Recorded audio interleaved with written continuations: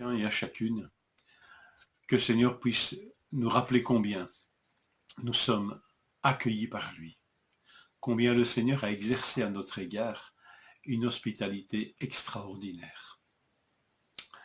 Je lis avec vous Marc 8, verset 14.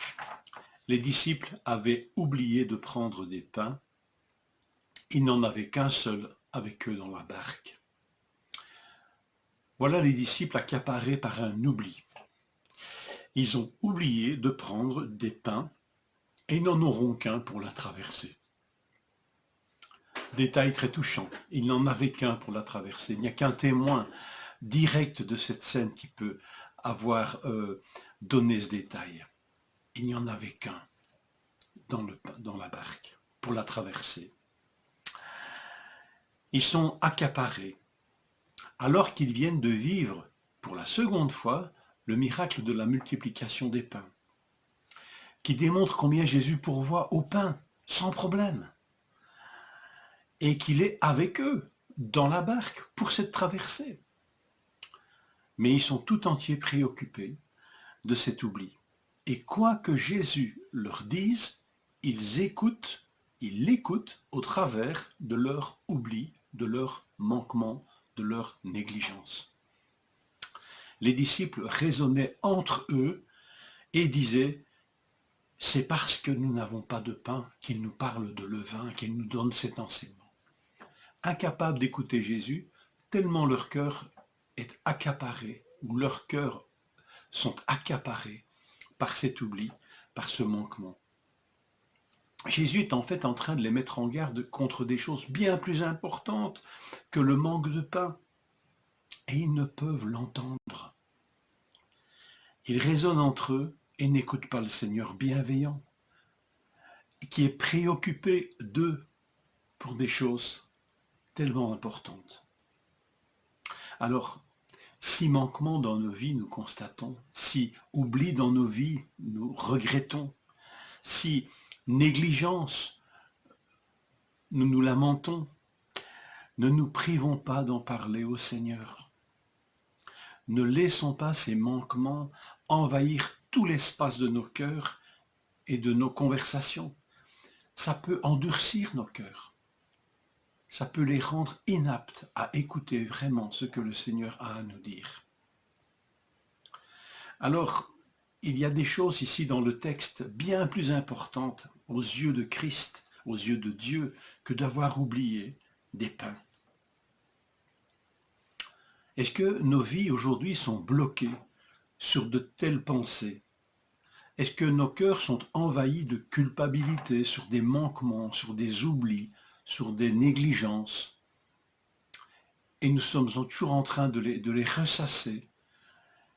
Et même, ils nous privent, ces manquements, cette conscience d'un manquement, d'un oubli, ils me privent d'une relation vivante avec le Seigneur. J'en parlerai volontiers avec d'autres, de ces manquements, mais ça tourne toujours autour de cela, et finalement je me rends compte que je n'en parle pas au Seigneur. Je ne lui en ai pas parlé. Alors, parlons-en. Regardez l'accueil. Le Seigneur le sait de toute façon. Et dans le texte, on le voit, il sait de quoi les disciples étaient en train de parler. Et il leur dit, mais écoutez des choses beaucoup plus importantes que ce manque de pain. Et le Seigneur pourrait nous dire parfois, écoute, ce n'est pas grave. Et tu restes tout bloqué sur cette chose depuis tant de temps.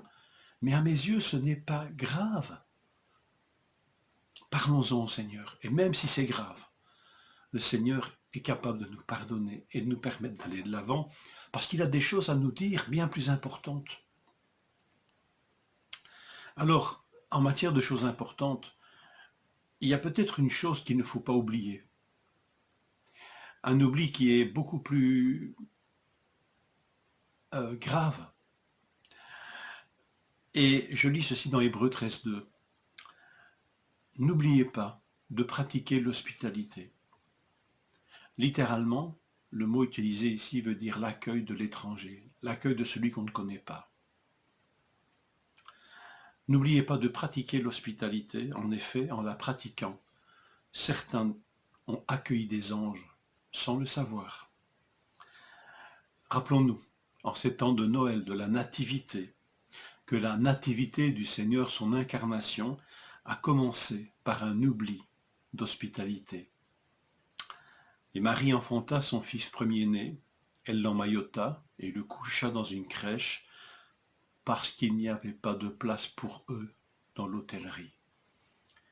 Le Seigneur, en s'incarnant, la première expérience qu'il va vivre sur cette terre, c'est l'inhospitalité, le manque d'hospitalité. Alors n'oublions pas l'hospitalité, parce qu'en la pratiquant, nous pouvons accueillir des anges. Que le Seigneur vous fortifie et vous encourage à bien réfléchir sur ce qui est important. Bonne journée.